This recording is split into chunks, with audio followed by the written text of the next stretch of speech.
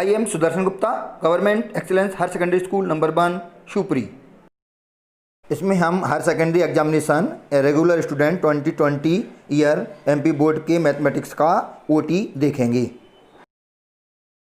देखिए, आज हम हायर सेकेंडरी एग्जामिनेशन 2020 रेगुलर स्टूडेंटों का एनुअल पेपर है मैथमेटिक्स का एमपी बोर्ड का। तो आज हम इस पेपर के ओटीओ को यानी वस्तुनिष्ठों को सॉल्व करेंगे। इस सेक्शन में 4 आंसर दिए, उनमें से एक आंसर हमें बताना है। इसमें पहला क्वेश्चन है, यदि ए बराबर एक सेट है 1 2 3, उसमें एलिमेंट हैं, तो यदि ए इक्वल दिस हो तो ऐसे संबंध जिनमें अवयव 1 2 तथा 1 3 हों और जो स्वतुल्य तथा सममित है किंतु संक्रामक नहीं, इनकी संख्या कितनी होगी। मतलब एक ऐसा रिलेशन, संबंध यानी रिलेशन, एक ऐसा रिलेशन जिसमें एलिमेंट 1 2 और 1 3 आना चाहिए और वो स्वतुल्य और सममित यानी रिफ्लेक्सिव और सिमेट्रिक दोनों हों पर ट्रांजिटिव नहीं होना चाहिए। इस प्रकार संबंधों की संख्या 1 होगी। कितनी होगी? 1। सेकंड क्वेश्चन में tan inverse √3 minus sec inverse -2, इसकी वैल्यू -k π/3। थर्ड है 3 × 3 कोटि के ऐसे आव्यूह यानी 3 ऑर्डर का ऐसा मैट्रिक्स, आव्यूह यानी मैट्रिक्स की कुल संख्या कितनी होगी जिनकी प्रविष्टि 0 या 1 है। मतलब उसके अंदर 0 या 1 एलिमेंट हों, ऐसे कितने मैट्रिक्स हो सकते हैं। क्योंकि 3 × 3 कोटि का आव्यूह है तो जितनी कोटि का रहता है तो जितने एलिमेंट रहते हैं तो 3 × 3 यानी 9 एलिमेंट हो जाएंगे। तो 2 की पावर 9 यानी 512, ऐसे कितने आव्यूह बन सकती हैं? 512।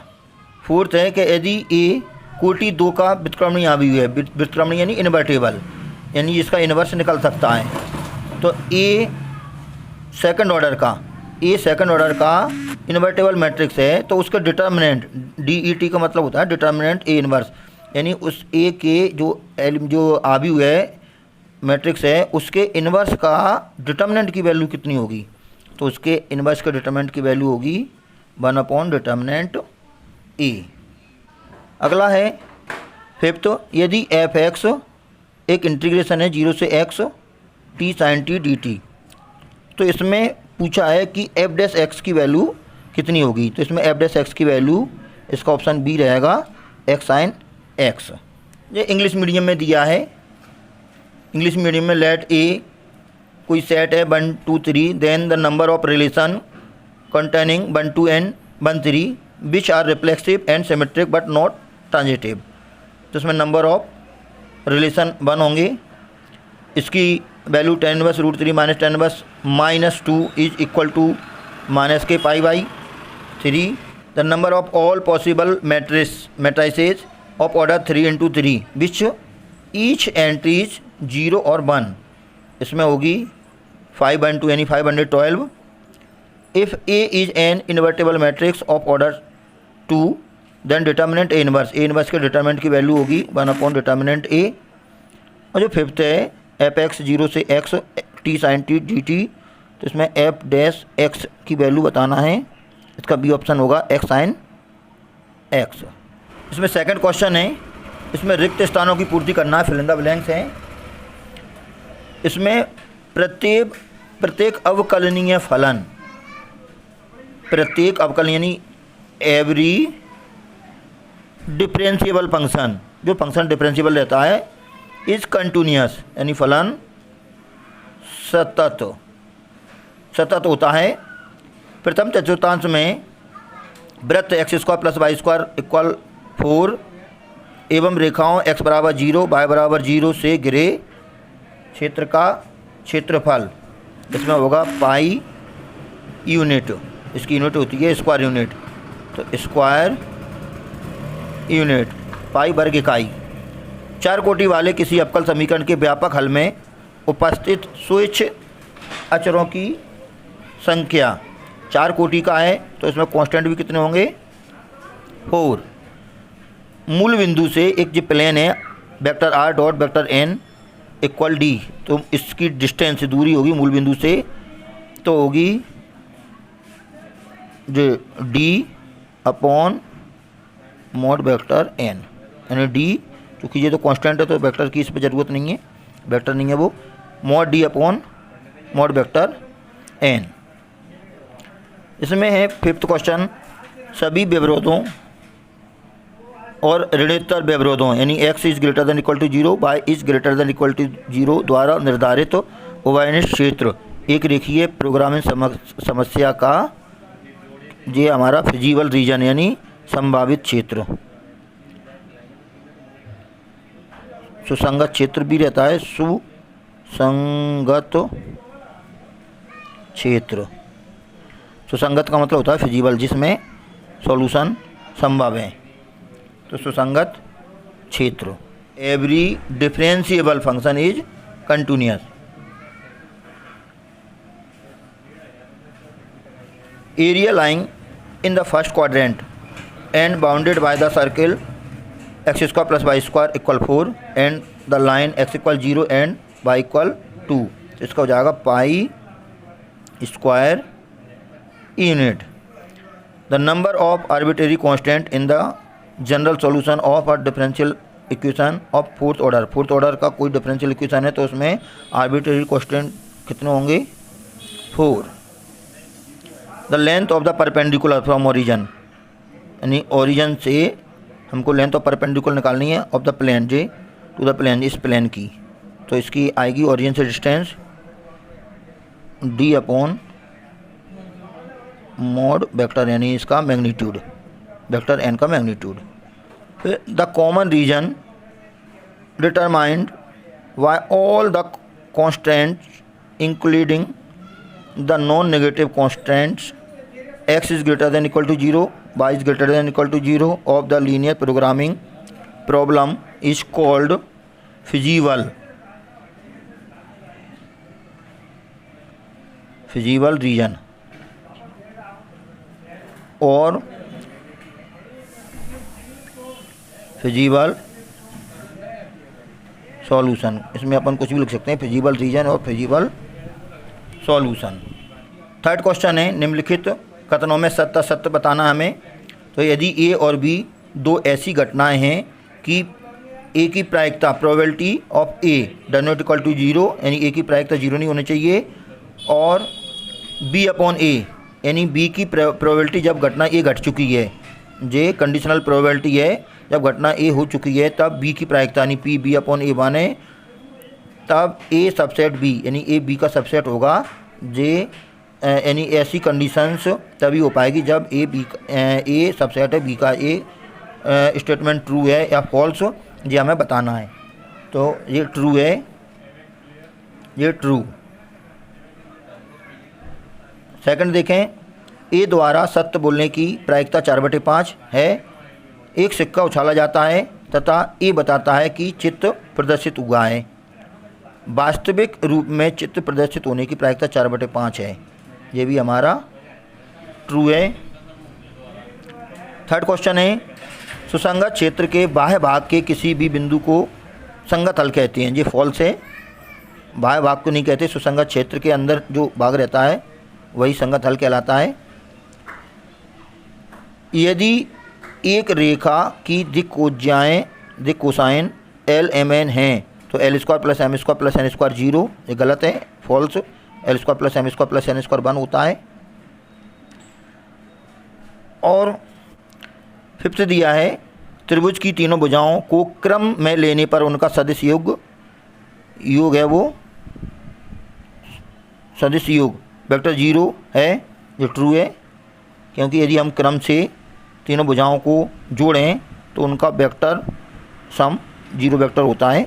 इसी प्रकार इंग्लिश मीडियम में देखें, if A and B are two event such that P A does not equal to 0 यानी ए की प्रोबेबिलिटी 0 नहीं है, and P B upon equal 1 then A subset B, ये आपका ट्रू है, probability that A speaks truth is 4/5, यानी ए के truth बोलने की प्रोबेबिलिटी 4/5 है।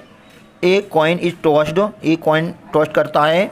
A reports that a head appear, और वो कहता है कि इस पर हेड आया है। The probability that actually there was head, हमको प्रोबेबिलिटी बताना है कि वास्तव में उस पर हेड आया है, उसकी प्रोबेबिलिटी 4/5 है। जो ट्रू है या फॉल्स, तो ये स्टेटमेंट आपका ट्रू है।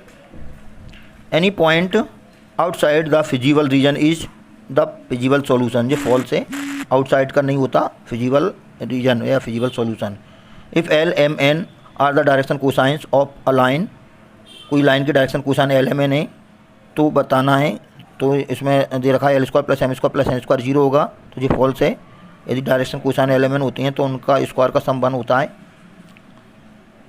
और the vector sum of 3 side of a triangle taken in order, कोई ट्रायंगल की 3 साइड को ऑर्डर से हम सम करें, वेक्टर सम करें, तो उसका सम 0 वेक्टर होता है। ये आपका ट्रू है। मैच द करेक्ट पेयर्स, इसमें सही जोड़ी बनाना है। तो बड़ा सिंपल है, ये तो सारे फॉर्मूले दिए हैं। कॉट x का इंटीग्रेशन तो हमें मालूम है, कॉट को यदि cos अपॉन साइन लिखेंगे तो साइन को t मानेंगे तो जो लॉग साइन हो जाएगा।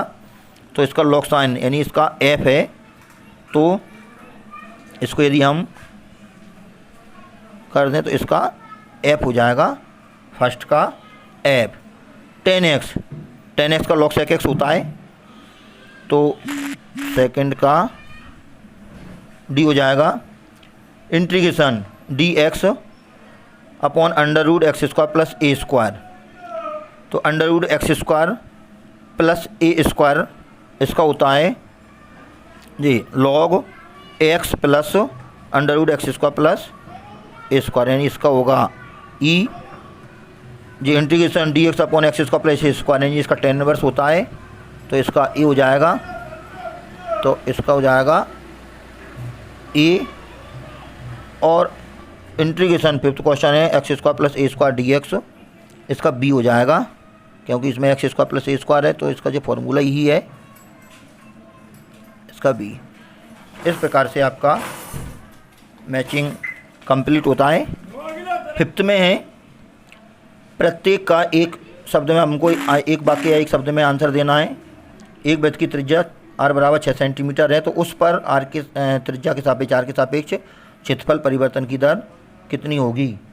तो इसका आंसर होगा 12 पाई स्क्वायर सेंटीमीटर, यानी क्षेत्रफल इसमें होगा 12 पाई सेंटीमीटर स्क्वायर और पर सेंटीमीटर। इसमें एक वक्र दिया है x² = 4y का बिंदु 1 2 से होकर जाने वाले अभिलंब का समीकरण, तो इसका होगा x + y = 3। थर्ड है, यदि f(x) दिया है 3x² + 15x + 5, तो f 3.02, इसके हमें अप्रोक्सीमेट वैल्यू ज्ञात करनी है। तो इसकी अप्रोक्सीमेट वैल्यू या सन्निकट मान होगा 77.66। चौथा दिया है वक्र y = 2x² + 3x के x = 0 पर अभिलंब की प्रवणता, यानी नॉर्मल की हमको ग्रेडियंट निकालना है, प्रवणता यानी स्लोप किसका, नॉर्मल का, तो इसका होगा -1/3। और एक उत्पाद की x इकाइयों के विक्रय से प्राप्त कुल आय रुपए में दिया है। r x में फंक्शन है जी, x का फलन है 3x² + 36x + 5 से प्रदत्त है। जब x = 15 है तो सीमांत आय ज्ञात कीजिए। तो इसमें हमें सीमांत आय निकालना है, तो इसकी सीमांत आएगी 126। तो ये सारे अब इंग्लिश मीडियम में हैं, और इंग्लिश मीडियम के आंसर भी हम ये हिंदी मीडियम में पहले बता चुके हैं। तो इस प्रकार से आप इनको पढ़कर देख सकते हैं और इनके आंसर अपने पास लिखिए। इस प्रकार से अपने 2020 यानी 2020 रेगुलर स्टूडेंट MP बोर्ड के मैथमेटिक्स के OT कंप्लीट होती है।